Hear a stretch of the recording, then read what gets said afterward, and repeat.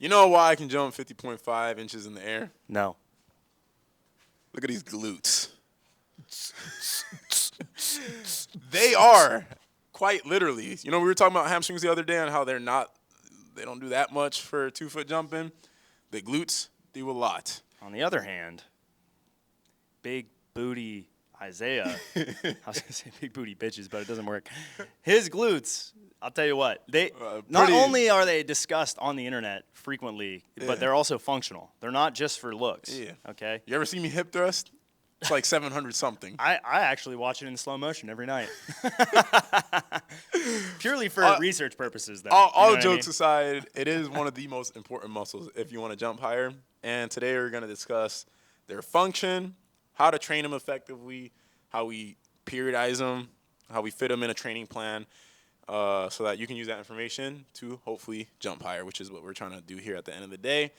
Speaking of which, if you are an athlete that has trouble sleeping because you're staying up thinking about your jump technique, if you're an athlete that gets butterflies on Saturdays because it is jump day. That's me, yeah, go on. If you're an athlete that likes training hard and being really tired because you know you're investing into jumping higher later on. Yeah. If you're not an athlete that just saw one dunk video and you're going to impulsively buy a jump program. No, I watch them every and day. Then stop doing the workouts a week in. That's not you. Go to THPstrength.com and use the code THP for 10% off of your first month. I guarantee it'll be the best investment you have ever made in your career. And if you are that athlete, you will also acquire 3 friends who will be very invested in you and build a relationship with you and help you jump higher. Shout out to the guy on my call today. He's from Hungary. He was like, What call are you talking about? Oh, our one-on-one calls that we do every day with our athletes, Monday through Thursday. You get one-on-one calls? Well, it's a team call, anywhere from 10 to 15 people at a time. You have an hour to ask us any questions. And I can talk to you, John Evans, the jump genius. You can ask me any question you want about. Can I ask your injuries, your foot problems? Can I ask you if my foot hurts? You can ask me if your foot hurts. What if I get a weird pain in my groin? Can I ask you what it is? You absolutely can, and I'll tell you what it is. What if I'm trying to increase my vertical off one foot? Can I ask you like this, like literally as if I was in person with you? Yes, hey, can you 100%. What about, can you look at my videos? I can look at your videos, yeah. Wait, if I have a game on Wednesday, can you tell me how to program around it? I can absolutely tell you what you need to do. And if my knee is hurting, can you tell me how to adjust the work? I can fix that too. Can you fix it in the app? Like, yes. Can you change? Wow, that's crazy. Yep. No, and if I want that, where do I sign up? If you go to THPstrength.com and you pay $99, which is actually not a lot of money considering what you just asked me to do. Wait, yes, I heard that you coach this guy who's the highest jumper in the world. I do coach the highest jumper. Can I also ask him? You also can ask him. Things? Yeah, actually, he's also available. He has the same exact time slot that I do on Monday through Thursday. Wait, so could I hypothetically go to your call, yes, ask you a question, then go to his call? Please don't do that, but yes. And ask him a question. If you want to really game it, yes. And wait, I heard there's also this guy. His name's Austin. He's like 5'9". Yeah, I've been mentoring. Can you do the same thing to him? He's actually my first athlete I ever coached to dunk. Oh, wow. Yeah. And if I want to have him, because his upper body, he's pretty strong. He has a good physique. Can I ask him to write an upper body workout for me? Yes, absolutely. He would love that. That's crazy. He actually gets off to the idea of writing upper body workouts. Wow. All right, cool. Yeah, THPstrength.com if you're looking to sign up. Cool. Pretty easy. You'll get an email, and then from there, we'll make a login for you. And by the next day, you'll probably have your workouts. Oh, nice. Yep. Nice. And there's videos for everything. That's awesome. Just for $99? $99. That's it. More service that's more service than my personal trainer gives me. Yeah. If you're a personal trainer for $99 a workout for like a week worth of workouts, he probably charge you like $300. Wow. So we'll give you a month worth of workouts like for a third of that. It is. It's a steal, an absolute bargain. Anyways, yeah. Let's talk about some butts, man. Let's talk about some big booty Latinas. Anyways. No, that's an MMA fighter that said that. I did see that video. But it is ironic. It's a joke. It's a joke. Our wives are watching this. It's not. We don't like big booty Latinos. No, we don't. Unless, Andy, you are a big booty Latina, and then I like you, and that's it. Anyways, we're digging a hole for ourselves. They're so fucked. All right, anyways. Our wives watch the podcast. It's so unfortunate. It's not unfortunate. We love you. Isaiah, what's your experience training your glutes? The differences you've seen in your performance, etc. I've seen my butt get bigger. Your butt has gotten bigger every year. Every year. All of the internet has noticed, actually. Yeah. On a real On a serious note, I think I've done hip thrust since I started training, or some variation of it. Where did you Single leg start glute bridge. hip thrust, and where did you end now? The earliest memory I have, actually, it might have been a little later. It might have been like a year into my jump training. I started actual heavy weight training when I was 15, and then I started doing hip thrust. Well, like 15 in like 6 months, and I started doing hip thrust when I was like 17, 18, around there. And I think I was doing 3 plates. Three plates? Actually, my wife, that was one of the first videos she commented on. Really? You can ask her about it. I will. Yeah, but yeah, I was doing 315 for reps, and then one of the biggest changes I saw in when I started doing your workouts that you programmed for me is we started hitting those heavy, consistently, really high intensity, low reps. What's your max now on the machine or barbell? I've seen you with a single leg lift up like over 350, right? Barbell. 405. Yeah. Barbell, I've done 500 for 10, and that's because I didn't have enough weight in here. On the machine, I've done 666 for 5, so I think my estimated max is in the 700 somewhere. That's some power. Yeah. That's some hip thrust and power. I got some hip thrust and power for sure. Yeah. Yep. I've done heavy ass single leg variations. We did eccentric overloads with them.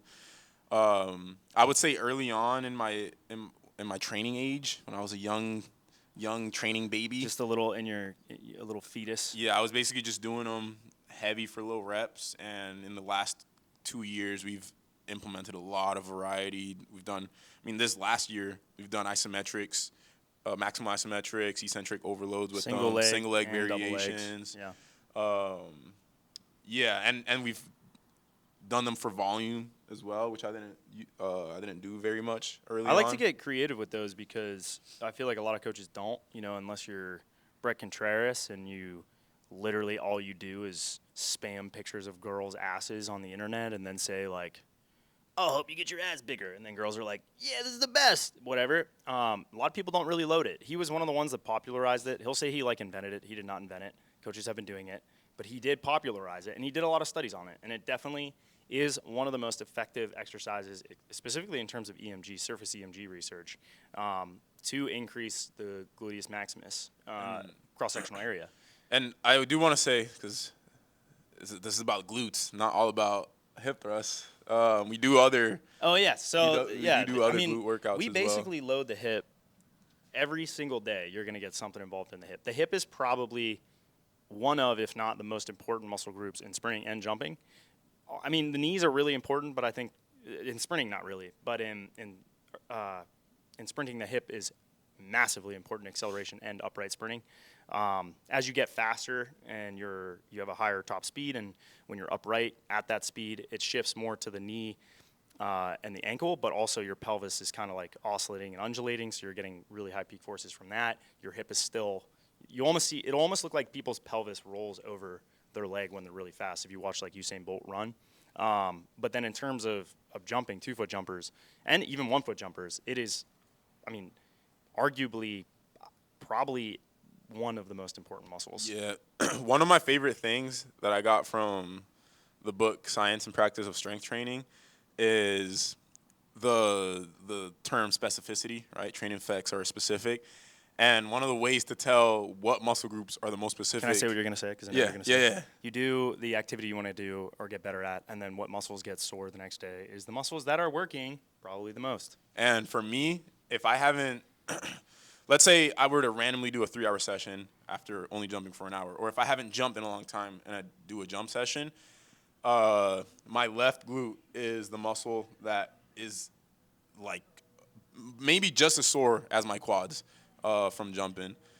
And yeah, also I do want to say that one of the things that feels most specific, I say it a lot in the videos, but single leg hip thrust with my right leg feels just like a penultimate step. Yeah, exactly like it. Especially if you're driving your knee up as you do the single leg hip thrust, feels just like it. So if you want to do an exercise that's specific, there you go.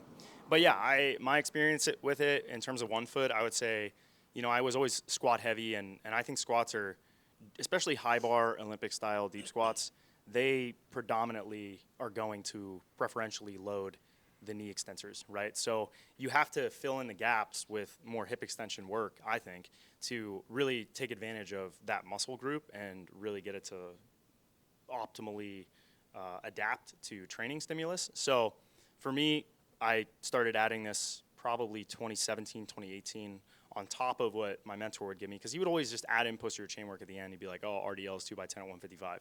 I can RDL like 400. So that was like 30%. That's not really going to get much of an adaptation. And hip thrust would be like 225 or whatever. And he would always be like, well, you're sprinting so much, so like you can't really do too much more hamstring work.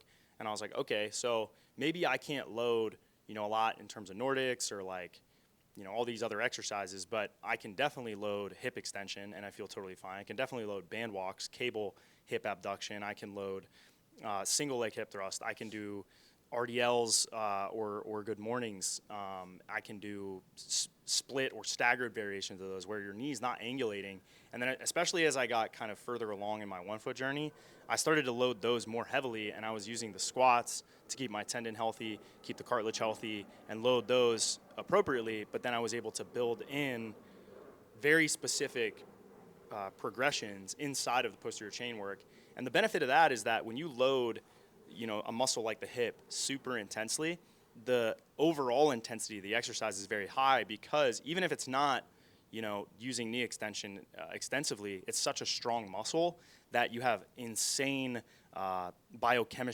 biochemical processes being upregulated, right? So, the different enzymes in the body are probably going to get broken down that you otherwise aren't going to be able to break down if you don't get to 90% of your peak capacity. Maybe, membranes in the body, if you're looking at like a neuron and its ability to propagate different ions across its membrane to propagate an action potential. Like, you can do damage that inevitably causes adaptation to that tissue by reaching a threshold for adaptation you otherwise can't get, if you're not pushing intensity all the way up. So, in a cycle where I really need to focus on eccentric strength, my hips are strong enough to get to 100% of my concentric load, or 100% of my eccentric capacity, where my knee can't do that. And I really want to protect that joint because I need it to do the thing that I really want to get better at, which is jumping. And we say it all the time, specificity is king. You need to do that year round. So by loading your hip more intensely, you have all of these positive adaptations and training laws you're able to kind of get behind, where you otherwise wouldn't be able to do that if you were trying to do an exercise like a lunge, where it does load the hip, but it's not necessarily going to do it to the same degree, that isolating that exercise would, or it's not going to cause as much damage potentially to your knee by doing a heavy lunge or a heavy squat or something that is more inherently knee dominant. And when we say the hip, I want to be clear, like, your hip flexors in the front, your hip extensors are in the back, and that's your glute. So your hip joint is this whole area. In high school, I used to think, oh, your hips are just your hip flexors. It's not. It's just it's the whole joint. It's your femur coming into the acetabulum. The muscles in the front are your hip flexors. The muscle in the back are your hip extensors. We'll probably cover the hip flexors in a different one. There is a lot of myths, about antagonists or synergists and how they're so important. Arguably, they're not as important as what people think, as I said yesterday. But your hips, your glutes, specifically your glutes, your freaking butt cheeks, they are the driver for hip extension. So when you're in a jump, right, if I'm squatting down in this position, my hips are loaded up, right? They're lengthened in this position, and as I push up and I do hip extension, my glute is contracting to drive my hip forward, and that is what is propelling us in 1 foot jumping, 2 foot jumping, sprinting. So it's super important, super, super important.